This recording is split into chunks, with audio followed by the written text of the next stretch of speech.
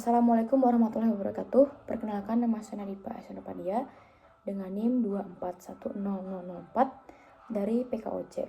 Di sini saya menjelaskan tentang variable of training dari halaman 71 sampai halaman 83. Di sini saya akan menjelaskan tentang variable of training.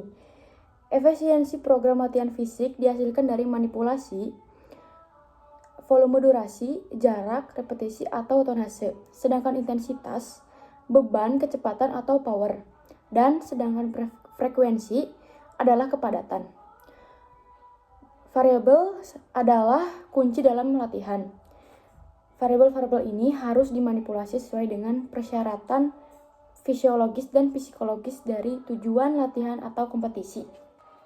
Metode untuk meningkatkan volume latihan yaitu meningkatkan frekuensi latihan atau kepadatan. Yang kedua, meningkatkan volume dalam sesi latihan. Yang ketiga, meningkatkan frekuensi latihan dan volume dalam sesi latihan. Volume latihan memperhitungkan olahraga, tujuan latihan, kebutuhan atlet, usia latihan atlet, tahap perkembangan atlet, dan fase rencana latihan tahunan. Selanjutnya ada intensitas. Intensitas adalah energi yang dikeluarkan dalam satuan waktu.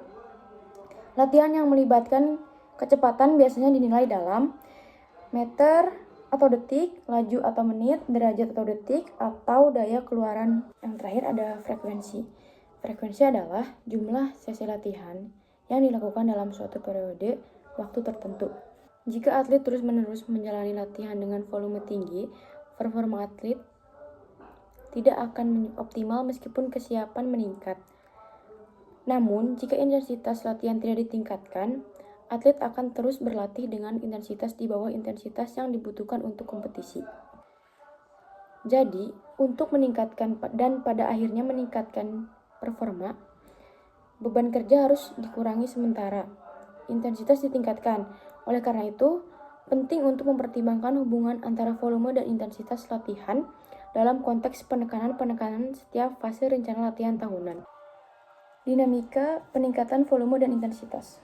Peningkatan beban kerja yang nyata ini telah dicapai melalui peningkatan frekuensi pelatihan, volume sesi pelatihan individu, dan volume siklus mikro, yang semuanya berkontribusi pada beban pelatihan yang jauh lebih besar untuk rencana pelatihan tahunan.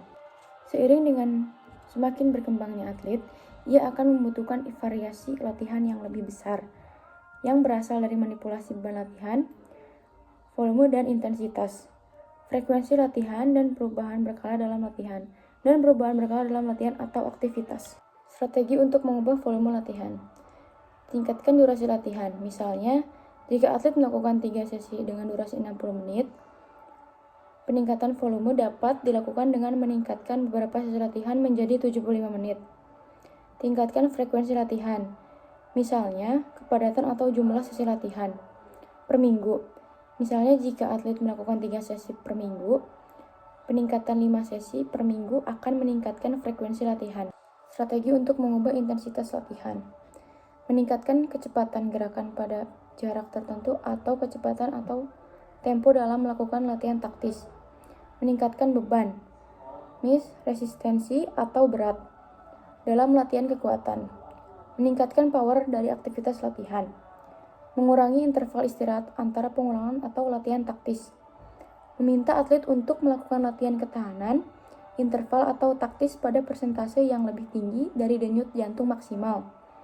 Meningkatkan jumlah kompetisi dalam fase latihan, tetapi hanya jika ini sesuai dengan rencana latihan untuk atlet dan tidak menghambat perkembangan atlet.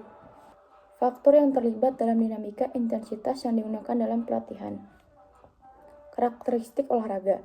Setiap aktivitas olahraga merangsang adaptasi fisiologis yang berbeda. Lingkungan pelatihan atau kompetitif. Lingkungan pelatihan atau kompetitif secara signifikan mempengaruhi intensitas sesi latihan. Persiapan tingkat kinerja atlet. Perkembangan fisik atlet tampaknya berperan sangat besar dalam menentukan isi program pelatihan atlet. Menilai volume dan intensitas. Beban eksternal atau dosis merupakan fungsi dari volume dan intensitas pelatihan. Beban eksternal didasarkan pada hubungan timbal balik antara volume, intensitas, dan frekuensi rangsangan pelatihan. Yang terakhir, hubungan antara volume dan adaptasi. Penerapan rencana pelatihan yang terstruktur dengan baik menghasilkan adaptasi fisiologis dan psikologis yang sangat spesifik yang mengubah kapasitas kinerja atlet. Adaptasi ini terkait dengan banyak faktor, termasuk faktor genetik, status, kesehatan, dan riwayat pelatihan atlet. Sistem fisiologis harus secara progresif kelebihan beban untuk mendorong adaptasi yang diperlukan untuk meningkatkan kinerja. Jika volume latihan atau intensitas dinaikkan terlalu tajam, melebihi kapasitas kinerja atlet, respons maladaptif dapat terjadi yang dapat mengakibatkan latihan berlebihan.